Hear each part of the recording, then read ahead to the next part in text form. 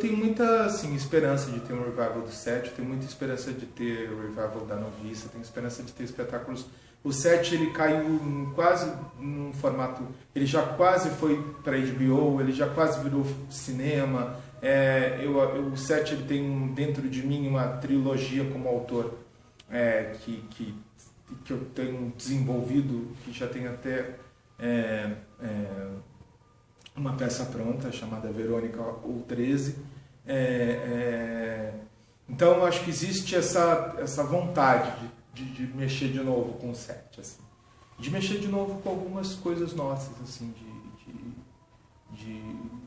mas reler um pouco também, sabe? Não montar exatamente como era, apesar de eu ser muito feliz com aquele resultado.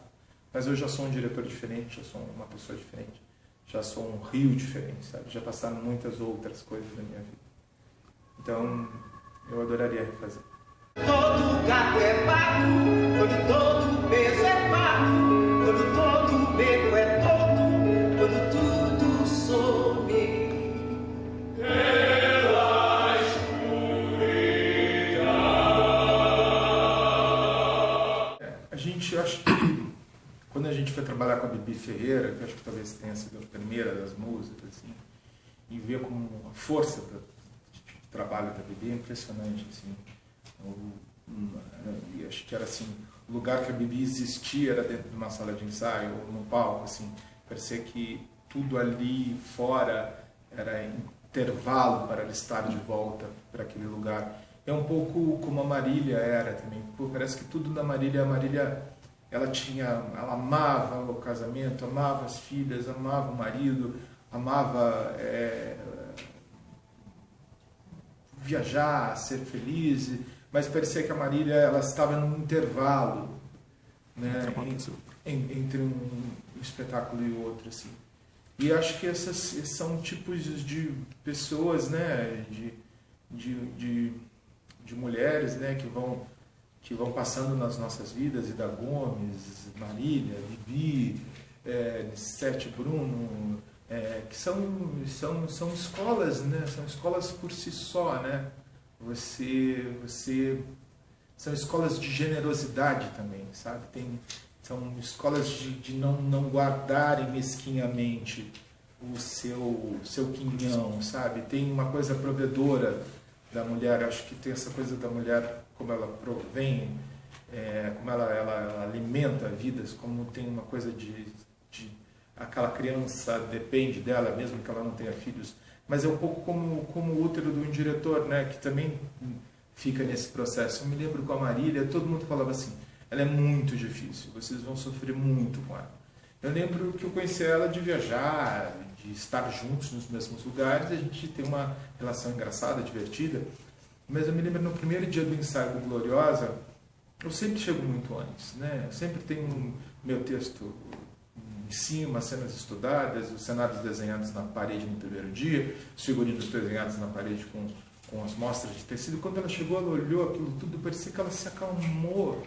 Assim, ela, na verdade, ela não era difícil. Talvez ela estivesse sendo mal conduzida, ela sabia do ofício dela. Essas pessoas, elas sabem do seu ofício, né? Elas trabalharam em companhias, elas foram bailarinas, começaram com pouquíssimo tempo, já estavam nessa coisa. Então, quando eu acho que elas se sentem seguras, você pode pedir qualquer coisa para elas. Qualquer coisa. Eu lembro de uma marca do Gloriosa que eu fazia a Marília imitar um cachorrinho, entrar e fazer um xixi com a perninha. Ela fazia isso sem discutir e morrendo de rir, achando aquela possibilidade interessante. Então, essas pessoas, elas me ensinam isso, assim, a Anissete e a Vivinha, a cada ensaio, como eu falei na coletiva, de acabar com lágrimas nos olhos, de achar que não foram bem naquele ensaio, que vão melhorar daquilo, que tem tudo para melhorar.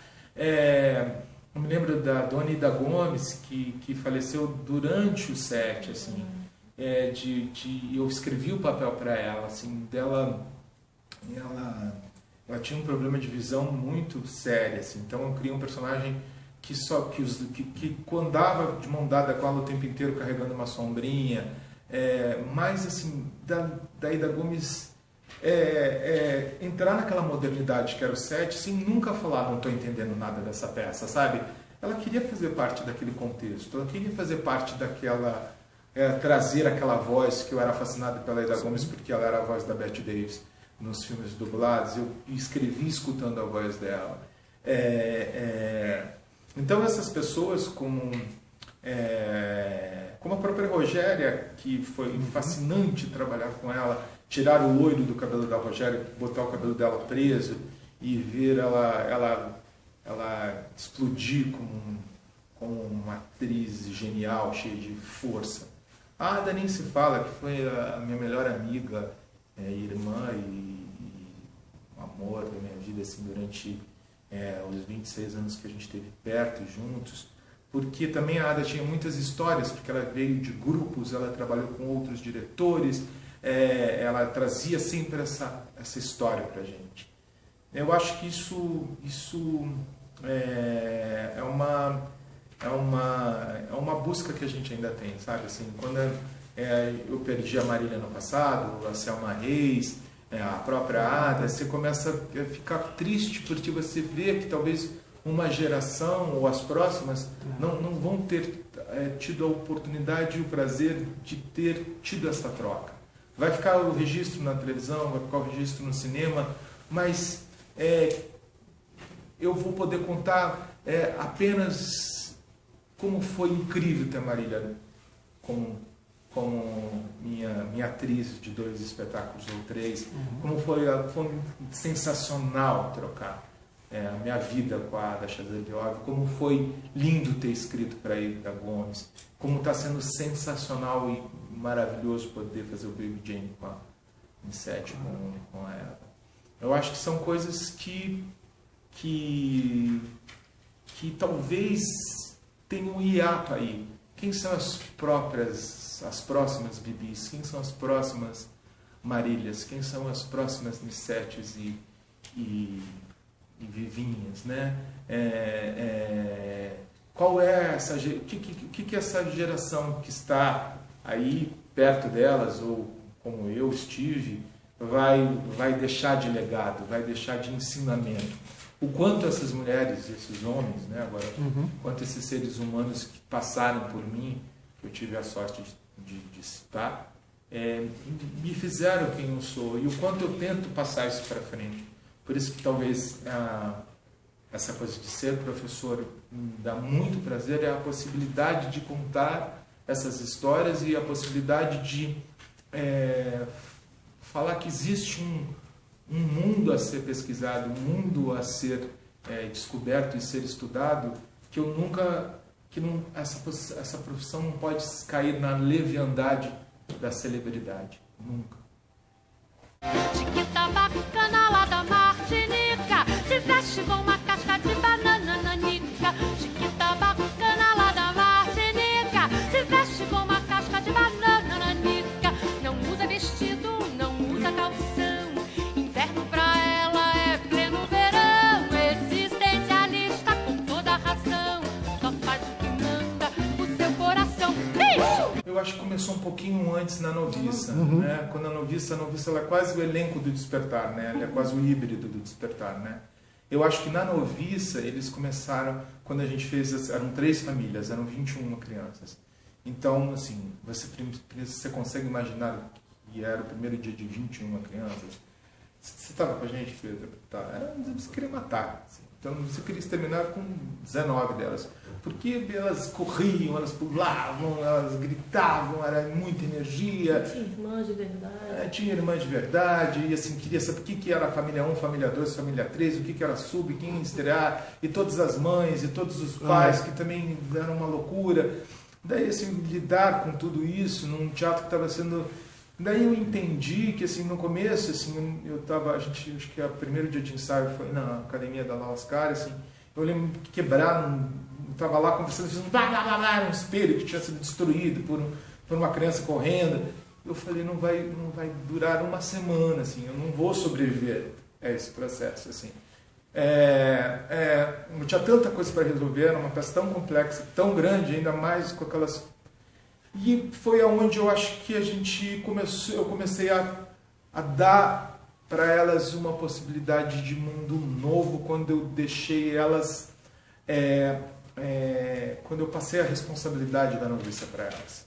Quando eu mostrei que o prédio, que o teatro, que a sala de ensaio era tão importante quanto a igreja, quanto um lugar que que a mamãe ou o papai ensinaram a fazer silêncio, e eu comecei a dividir com eles ali a possibilidade de a gente fazer a melhor das noviças, mas tratando eles absolutamente como adultos, falando da Áustria, falando da guerra, falando das músicas, falando o que era Maria von Trapp, quem era Maria von Trapp, falando da sensação de frio, de lugares com frio, porque a gente estava no auge do Rio de Janeiro louco, aquelas crianças todas encapuzadas na neve no final do terceiro ato, o que era a sensação de sair da sua casa em fuga, largar tudo e vir embora, fugido de uma guerra. Então eu acho que foi ali que elas começaram a se tornarem pequenos monstros, assim. Eu lembro da noviça, assim, das meninas mais pequenininhas, a Sofia, ele falando na coxia para os adultos, porque na coxia se fazia silêncio. Então quando você começa a ensinar o protocolo para a criança, ela começa a se tornar um adulto interessante, um pensador interessante. Tanto é que aquela geração foi para o despertar e mais outros jovens, né? Malu tinha 14 para 15 anos, já tinha cenas difíceis, tinha cena de homossexualismo, tinha cena de pai com filha, aquela violência escolar, e a gente foi muito a fundo. Quando você vai muito a fundo, de uma maneira adulta, não deixando eles firmes, não fazendo daquilo um laboratório de experiências para não traumatizar, ou não destruir, ou mesmo não destroçar aqueles jovens, isso foi muito importante. A minha passagem, sendo com 16 ou 17 anos dentro de um grupo, que eu fui destroçado, o meu cuidado é enorme com eles, assim, de estar falando sobre temas tão pesados, fez com que eu fosse descobrindo pessoas, e essas pessoas foram ficando na carreira, e eu acho que eu tenho uma digital muito forte em relação a elas. As pessoas que trabalham com essas pessoas, elas falam como eu marquei elas enquanto referência e como elas se comportam hoje em dia como jovens diante de um processo de trabalho. Elas chegam cedo, elas não atrasam, elas têm tudo de cor, elas sabem, estão totalmente focadas daquele processo, porque é assim que é a nossa profissão, não é diferente. A nossa profissão ela só foi criando outros códigos, e quando você vê uma criança brotar num adolescente incrível, num jovem incrível, você também está de uma certa forma ajudando o teu futuro, né? Porque você vai preparando aquela menina ou aquele menino para futuros papéis que talvez você antes não pudesse ter, mas que tenham aquelas notas todas, que vai cantar daquela forma mais incrível possível, que se tornará um ator brilhante e um profissional incrível. Que muitas vezes eu falo isso nas minhas aulas, nos meus cursos, que o profissional às vezes não é o profissional que brilha dentro do palco apenas. O profissional que brilha dentro do palco faz parte do meu ofício, mas o profissional que brilha fora dos palcos, nas coxias, na produção, no dia a dia, esse é o profissional que faz toda a diferença. Faz toda a diferença. Porque o profissional encrenca isso é um mito já, né? Um mito que não nos interessa mais, né? Acho que talvez tenha sido moda algum dia, mas o profissional, ele é brilhante, então vale a pena. Não é.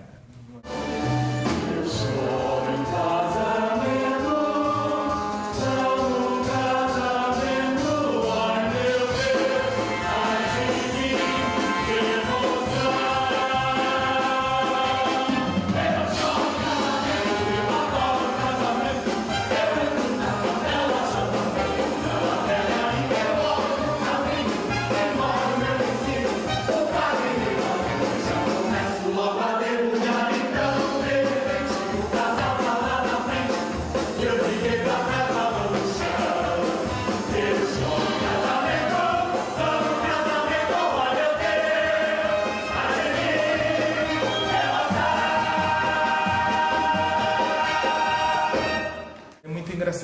pergunta, eu acho uma pergunta muito peculiar, porque as pessoas, por exemplo, assim, eu sou uma pessoa que não escuto música em casa. Daí eu tenho um irmão mais velho que ele acorda e ele coloca música. Aquilo me leva à loucura, porque ele chega na minha casa e coloca uma música. Assim, por que ele está colocando essa música assim? Porque eu não escuto música. É muito engraçado, porque na minha casa ela quase elege. Eu não escuto, eu trabalho tanto com música que não é um hábito na minha casa. Eu vou muito pouco ao teatro no Brasil.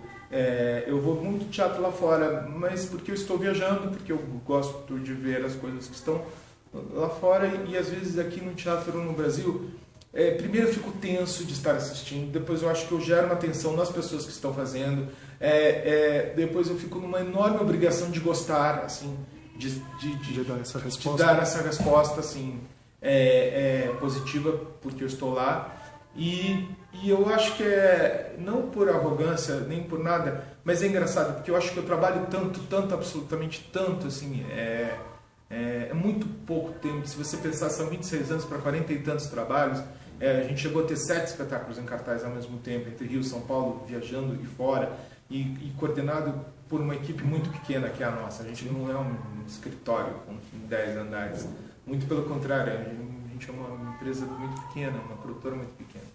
Então, engraçado, eu vou para outros lugares, assim. Então, o que eu gosto de fazer quando eu não estou fazendo teatro, assim, eu vou inventando coisas, eu vou fazer aikido, sabe, assim, eu vou nadar no mar com um professor que fica me acompanhando, são outros assuntos. Eu gosto dos meus bulldogs franceses, da cachorrada, eu gosto de sair para conversar com amigos que geralmente eles não têm nada a ver com o meio em si, assim, gosto de sair para falar de arte em geral, mas não especificamente sobre teatro. Eu adoro artes plásticas, então eu tenho um interesse enorme por artes plásticas, então eu tenho amigos envolvidos com isso, adoro arquitetura, então eu tenho amigos arquitetos envolvidos com isso, então acaba sendo outros assuntos, né, assim. É muito engraçado porque as pessoas que me acompanham são muito mais aficionadas, que eu brinco que são freaks de musical, freaks daquela coisa, e eu vejo às vezes que eu não correspondo a esse perfil, sabe, esse perfil. Né? As pessoas falam assim, qual é a melhor élfaba para você? Eu falei, eu não tenho a menor ideia qual é a melhor élfaba para mim. A Idina Menzel era ótima, mas eu não sei quais. Como você não sabe qual é a melhor élfaba? Eu tinha uma lista de mulheres que eu nem sabia quem era. Eu não tenho essa... Apesar de ser uma pessoa que vou muito e gosto muito, assim. Mas, gozada, a minha vida pessoal e a minha vida privada, ela é muito comum, assim. Ela não tem nenhuma... Ela é muito normal, assim. Eu sou uma pessoa de hábitos normais e hábitos não sou aquilo que as pessoas projetam, assim.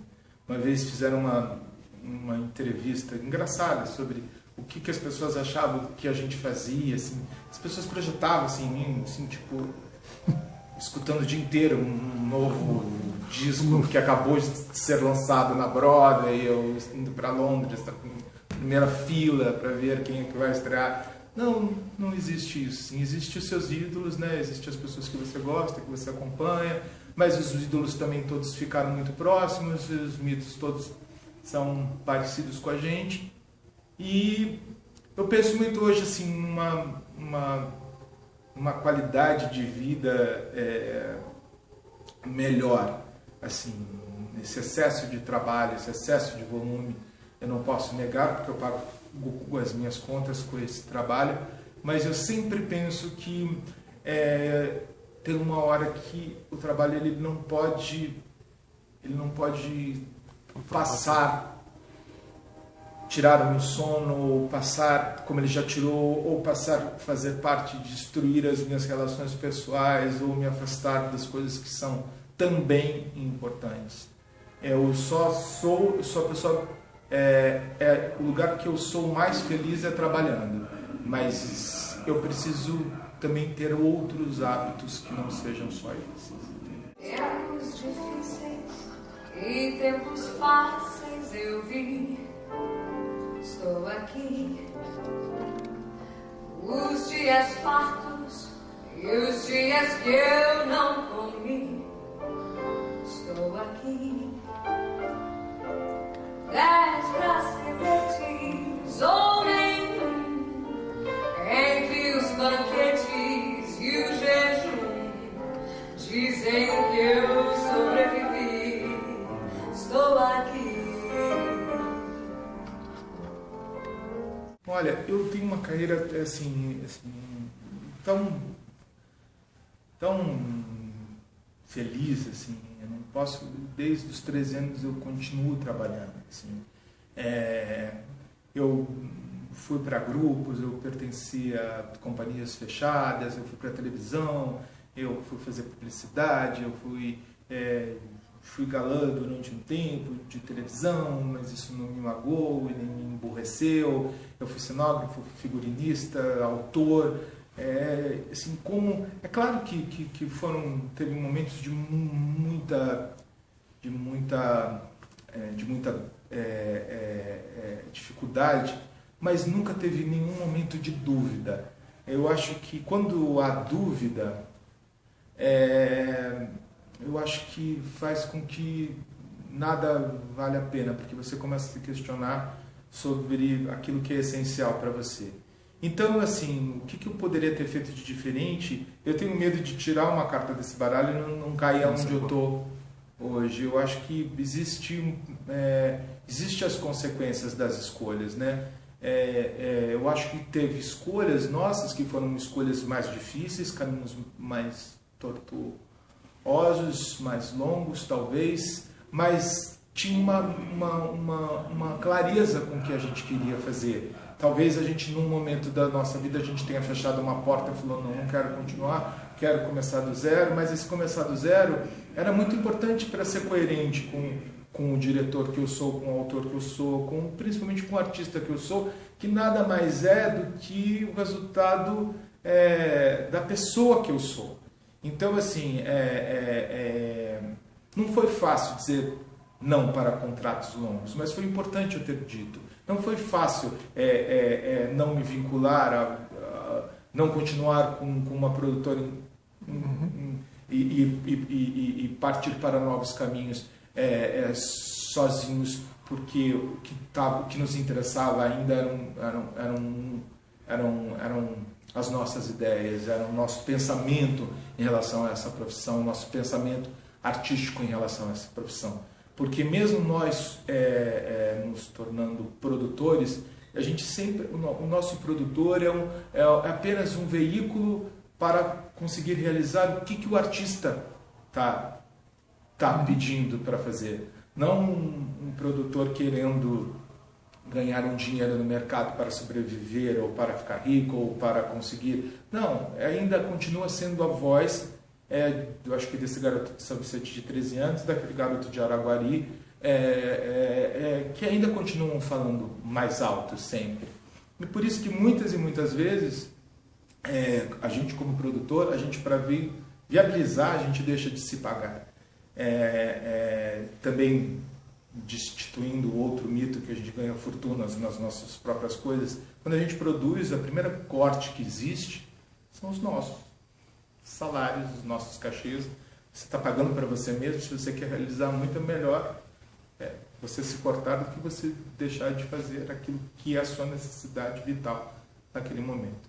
Então eu acho que eu não mudaria nada, não mudaria, não acho que tudo tem valido muito a pena, assim, até agora.